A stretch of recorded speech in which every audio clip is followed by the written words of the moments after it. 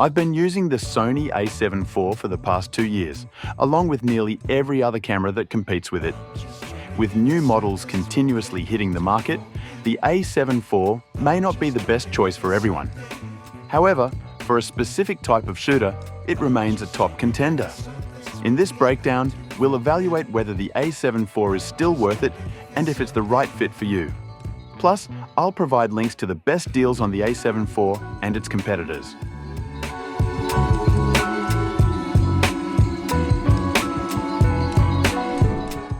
When Sony released the a7 IV, it was a game changer due to its brand new 33-megapixel full-frame sensor. At the time, no other brand offered this level of resolution for the price.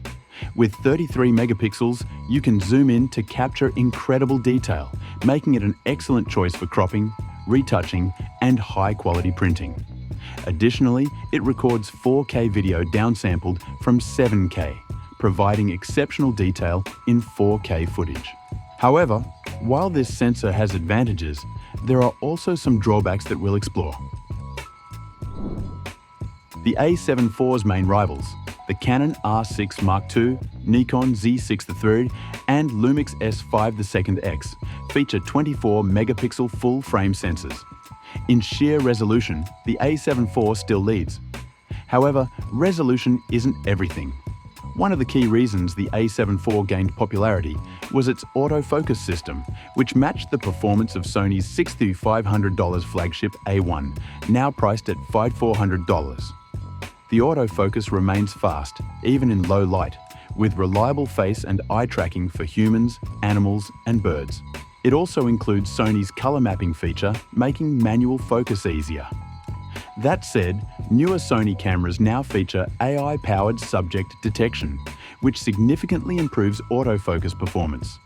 The upcoming a7V will incorporate Sony's latest autofocus technology, meaning that in this area, the a7 IV is slightly behind recent Sony models, but still competitive against other brands. The a7 IV features 5-axis in-body stabilization, rated at 5.5 stops, which is solid and sufficient for most users. Newer cameras like the Canon R6 Mark II and Sony's latest models offer up to 8 stops of stabilization, while the Lumix S5 2X has gimbal-like smoothness. However, in real-world use, the difference between 5 and 8 stops isn't drastic unless you're a serious handheld shooter. Whether this matters depends on your shooting style. If you shoot primarily handheld, you might want to consider cameras with better stabilization. For still photography, the a7 IV delivers impressive results but has some quirks. In single frame mode, it captures 14-bit RAW images, but in continuous shooting, it drops to 12-bit RAW, slightly reducing color grading flexibility and dynamic range. If you require full 14-bit RAW in continuous mode, you can shoot at a slower 6 frames per second in uncompressed RAW. Competing cameras like the R6 Mark II can shoot 12 FPS with a mechanical shutter in 14-bit RAW, and even up to 40 FPS in electronic shutter mode, though at 12-bit RAW. The Nikon Z6 III also outperforms the a7 IV in this regard, offering 14 FPS in 14-bit RAW and up to 20 FPS in 14-bit RAW.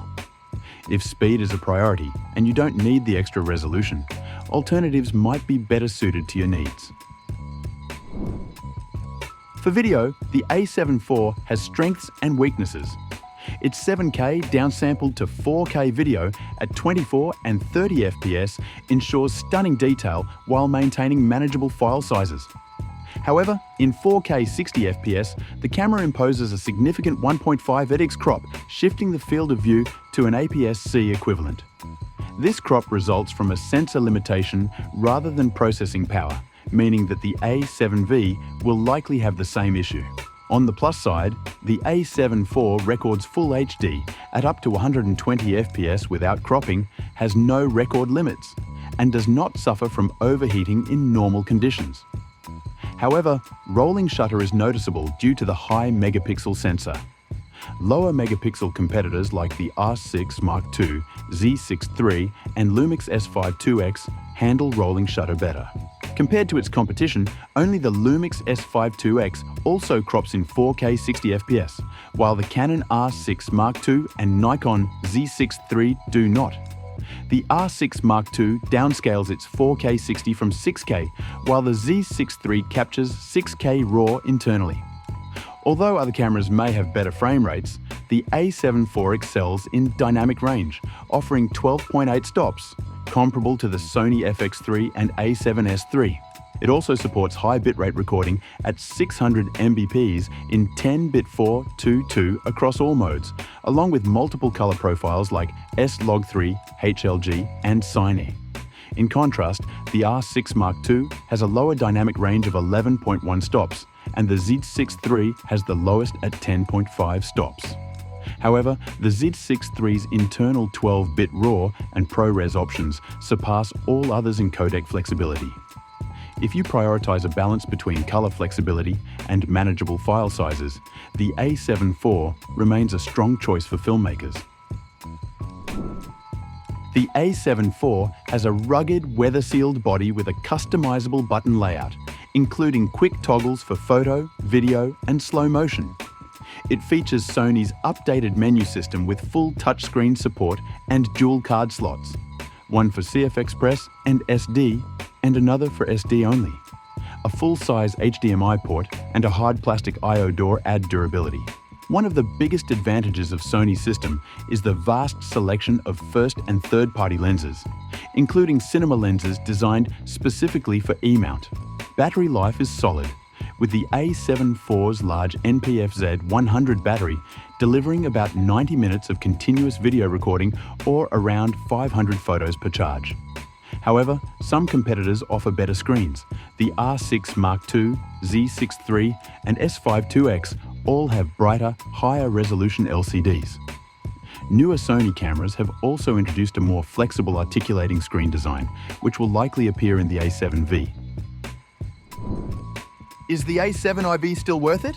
In terms of resolution, the A7 IV remains unmatched at this price point.